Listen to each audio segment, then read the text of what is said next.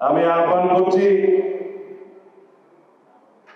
অতি অল্প সময়ের মধ্যে পারলে আজকে কালকের মধ্যে ঢাকা দক্ষিণ সিটি কর্পোরেশনের মেয়র হিসাবে আদালত ঘোষিত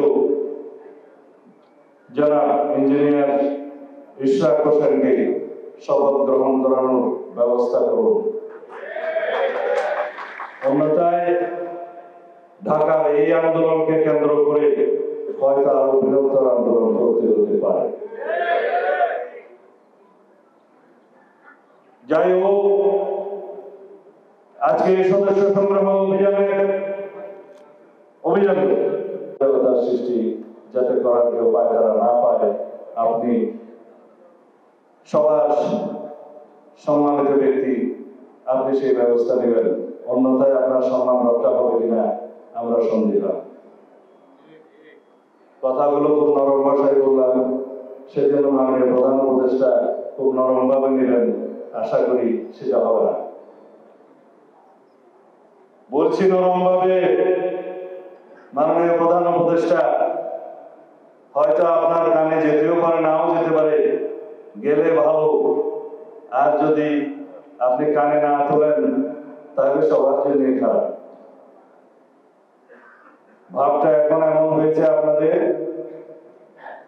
সমস্ত উপদেষ্টারা, মাননীয় উপদেষ্টারা মনে করছেন বাংলাদেশটা পুরোটাই বোধহয় তাদের কথায় উঠবে এবং বসবে। তারা মন যা চায় তাই সিদ্ধান্ত নেবে এবং আমাদেরকে মেনে নিতে হবে।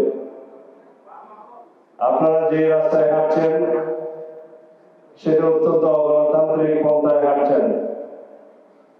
আপনারা কথা বলছেন গণতন্ত্রের বিপরীত ভাষায়, আপনারা কাজ করছেন আইনের শাসনের বিরুদ্ধে। একটি উদাহরণ দিয়ে কথা বলি।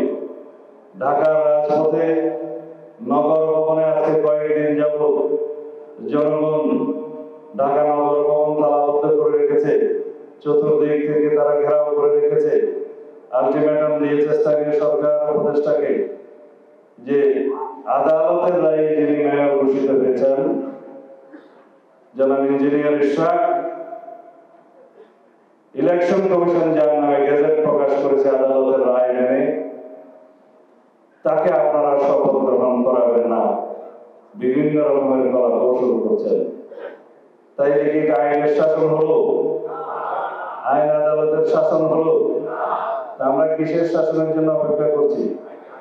আইনের শাসনের জন্য। প্রফেসর ইউনূস সাহেব এবং আপনার একজন অল্প বয়স্ক উপদেষ্টা স্থানীয় সরকার মন্ত্রণালয়ের দায়িত্ব আছেন, তারা মনে করছেন যে তারা আইনের আদেশ মানবেন না, কোর্টের আদেশ মানবেন না, ইলেকশন কমিশনের গেজেট নোটিফিকেশনকে তারা তোয়াক্কা করবেন না। তাহলে গণতন্ত্রের বিপরীতে আপনাদের যাত্রা হলো।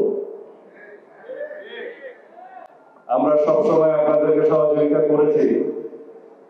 এই সরকারকে সহযোগিতা করার জন্য আমরা প্রতিশ্রুতিবদ্ধ, কিন্তু তার মানে এই না যে আমরা দাসখত দিয়েছি আপনাকে যা করবেন তাই সমর্থন করার জন্য। আমি আহ্বান করছি অতি অল্প সময়ের মধ্যে পারলে আজকে কালকের মধ্যে ঢাকা দক্ষিণ সিটি কর্পোরেশনের মেয়র হিসাবে আদালত ঘোষিত জনাব ইঞ্জিনিয়ার ইশরাক হোসেনকে শপথ গ্রহণ করানোর ব্যবস্থা করুন।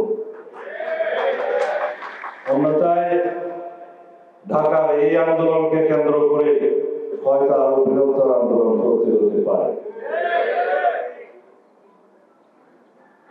যাই হোক, আজকে এই সদস্য সংগ্রহ অভিযানে